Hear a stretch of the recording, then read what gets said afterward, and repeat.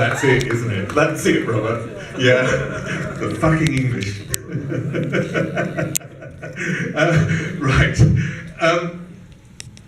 It's amazing, really. You were an actor before you were an actor, in a way. The Safdie brothers spent 10 years making independent movies, and then created this, and you sort of met in the middle. How was it, and how important was it, do you think, that you come, in a way, from two different worlds? I mean, it's a film world, obviously, but two different worlds in the middle and met. Well, you're much more popular. You know, you're a star. They're independent movie makers, and this is the first time they've worked with A-listers, as it were. I mean, it's weird because I sort of have really only made a few big movies. I kind of started doing little tiny movies that no one saw, and then did the Twilight series, and then kind of in between did a bunch of Don't say the T word, we don't need to know the T word. No, but I think people have seen your development, and they have seen that you have been learning your craft, but you've learned your craft really in the public eye, haven't you? Yeah, it's very embarrassing. It's been a very slow, arduous process. What did they learn from you? I mean, normally people will ask what you learned from them, but what did they learn from you in this process? The Safdies now? I have no idea. Probably nothing. I don't know. I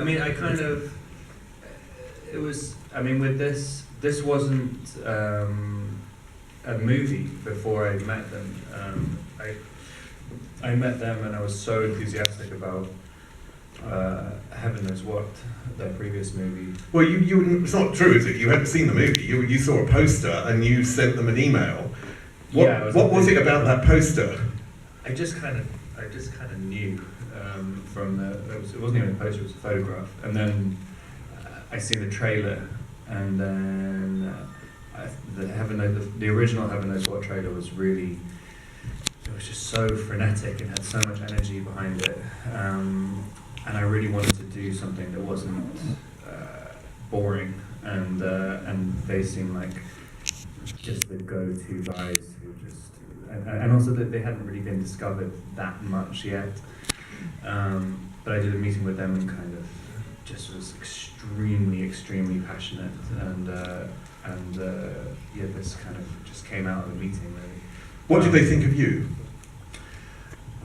Because you approached them, so I just wondered if they told me afterwards. They said when I sent them an email, Josh Safdie was sort of asking his producer and asking Benny and then the other Safdie, saying, what do we do about this? Like, we shouldn't. Should we reply? And I think he only replied like 2 weeks later or something. They didn't know what to make of it. But I like so few things that I think once I find something I like, I just really go all in on it, and kind of overwhelm them. And it's weird because that's kind of how they direct as well. They just sort of overwhelm you with inspiration and ideas and just keep the energy extremely high. I mean, this character, Connie, I mean, he's an idiot. He makes the wrong choices in life. He has very little empathy, which is weird for a main character, because normally a main character has a lot of empathy. How did you transport what was on the page for this character into what we saw on screen? He's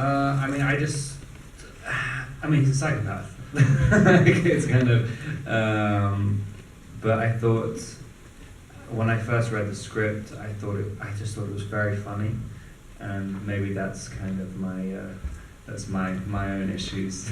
But initially I thought he was hilarious, and the initial draft of the script was a lot more extreme. I mean, the movie now is pretty extreme, but I mean, it was really pushing the envelope of what it was kind of acceptable to do in a movie. So why did they leave those parts out? Because they must have told you if you saw it and then said, hey. Yeah, well, I mean, it was these dream sequences, was it? Some sort of. That was what we shot. But I mean, at the first few drafts of the script was kind of, it's sort of. I mean, it's very provocative now, but I mean, it was just even more provocative. But I mean, it was it was a very organic process with the script. I mean, things just didn't really seem to work out. But I mean, I'm always attracted to things which are quite sort of audacious and yeah. How did you find the core of the character? How did you find your way in to playing Connie? I saw this. Well, it was interesting. See, it wasn't like they wrote a script and then sent the script and I did everything at once. They kind of wrote a couple of scenes and a sequence, and so I had about 9 months to kind of get my head around it, and then I met a few people who were kind of lived similar lives to Connie in New York, and there's one guy in particular who was sort of in jail for bank robbery and stuff, and it was interesting. And then also just kind of I was just in New York for such a long time and doing prep and kind of just hanging out with people from that world for ages. I mean, there's enough psychopaths in Hollywood, isn't there? I mean, I can't really tell the difference between a psychopath and a non-psychopath, to be honest. The psychopaths are on stage. Is there a point to a character that you need to find first? I think if there are lines in the script which you're excited about saying, whether it's because you're scared to say them or whether it's just because they have a nice musicality or something, I think once you're excited about saying a line, and there are a few lines in this where I just thought they were just fun, and I was just really, really looking forward to saying them, and then you can kind of string the rest of the character construction around that. But I think with this especially, it was definitely a voice. Once I kind of got the accent, it sort of dictates a lot of the other character stuff. I mean, there's a real fucked up love between the brothers in this, isn't there? Mm-hmm. That is sort of at the core of this movie. And they wrote this for you, with you in mind. With the themes in the movie, I mean the themes, not actually what happens, obviously, but with the themes in the movie, do you think they relate to you as well? Because I found a lot of them quite universal. This idea about life is made up of different choices, and depending on the choices that you make, that will lead your life. Were those the things that you could also hook onto and understand about the character? I don't know. I mean, I never really look at things to do with themes. I mean, it's kind of. I mean, I kind of. I can never really see. Like if someone tries to ask me what a movie I did is about, I never really know what it's. I mean, I wouldn't be able to tell you like what it's about. I remember even when we first started promoting this, I would describe it in one way, and the Safdies would just be like, "What are you talking about? That's like not Which even movie? vague." Yeah, it's not even vague. It was in my head. I mean, it's kind of. There was one guy who's seen the movie, who's one person who had this reaction, because I was playing it the entire time, like, he doesn't even know who his brother is. Like, I mean, the backstory, which is not really,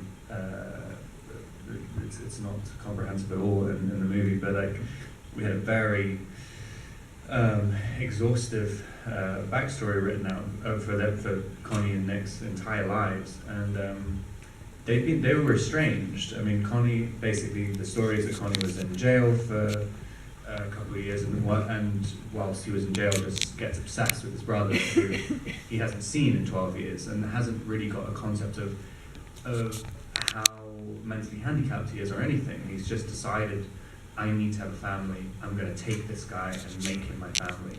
It's a very, very one-sided love, and because Connie is a psychopath, like that's the way he likes it. He wants to have relationships only on his terms, and so Nick is the perfect person for that because he seems kind of pure and doesn't really have that much agency, yeah. So he's kind of it's a very sort of he says he loves him and he feels like he loves him, but he doesn't really know what love is at all. He has his own very specific type of love.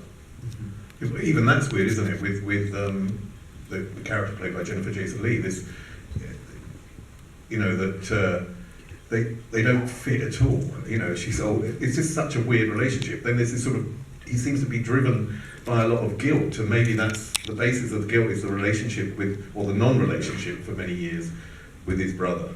Yes, he's very guilty, and also, what was I about to say? Sorry. It'll come. Yeah, he kind of, with Jennifer, I mean, I think kind of sort of fucked up people attract other fucked up people. I mean, it just always seems to happen. Speaking from personal experience here, aren't you? It's all right, I know a lot of fucked up people as well.